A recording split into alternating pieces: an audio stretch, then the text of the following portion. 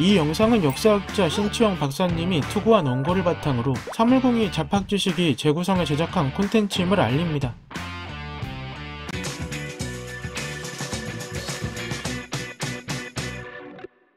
왕조시대에서 왕은 절대 권력자이고 왕의 자리는 반역이 일어나지 않는 이상 왕의 아들에게 세습됩니다. 그런데 왕은 왕비 외에도 후궁이 있고 이들 사이에서 여러 명의 자식을 낳게 됩니다. 태어난 자식 중에서 딸은 왕위를 이을 수 없으므로 제외하고 여러 아들 중 왕비에게서 태어난 첫째 아들인 적장자가 왕위를 잇습니다. 오해하면 안 될 것은 무조건 적장자가 왕위를 잇는 것은 아닙니다. 세자로 책봉돼야 하는데 조선시대에는 왕비의 첫째 아들이 아니거나 후궁에게서 태어난 아들이더라도 세자로 책봉해 왕위를 잇게 하는 경우도 많았습니다.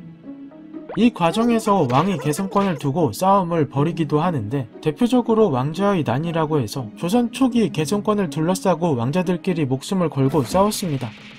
그런데 왕의 딸인 공주나 옹주는 왕위 계승권 경쟁에 포함되지 않으면서 절대 권력자인 왕의 딸이라는 위치에 있으니 꽤 괜찮은 자리가 아닐까 싶습니다.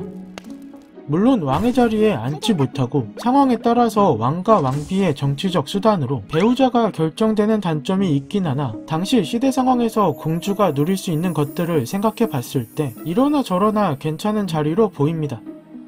그렇다면 이러한 공주와 결혼할 상대는 어떤 삶을 살았을까요?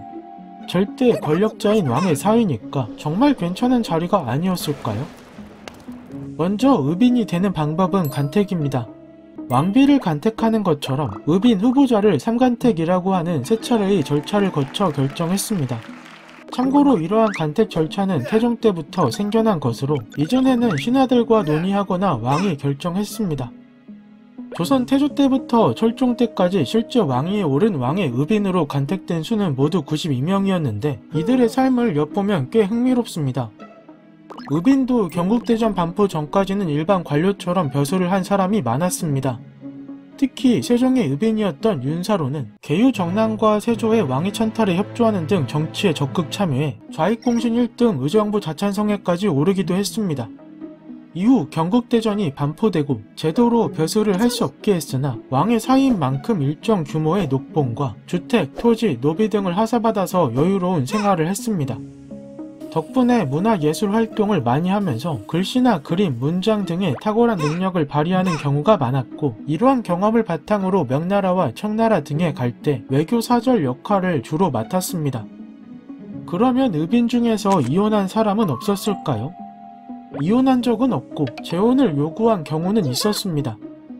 공주나 옹주가 결혼 이후 일찍 죽은 경우가 있는데 대표적으로 효종의 의빈이었던 동평이 정재류는 부인인 숙종공주와 양자인 정효선이 일찍 죽어서 숙종에게 재혼을 요구했습니다. 하지만 숙종은 허락하지 않았고 의빈이 재혼할 수 없는 법을 제정했습니다. 어쩔 수 없이 정재류는 종손 정서고를 죽은 양자 정효선의 양자로 들여서 대를 이어나갔다고 합니다. 여담으로 사람에 따라 왕의 사위는 그다지 탐나지 않는 자리일 수 있습니다. 왜냐하면 조선시대 서대부들은 과거에 급제해 출세하는 것을 인생의 목표로 삼았는데 의빈이 되면 강제로 꿈을 접어야 하므로 사회 분위기상 의빈이 되는 것을 좋아하지 않았습니다.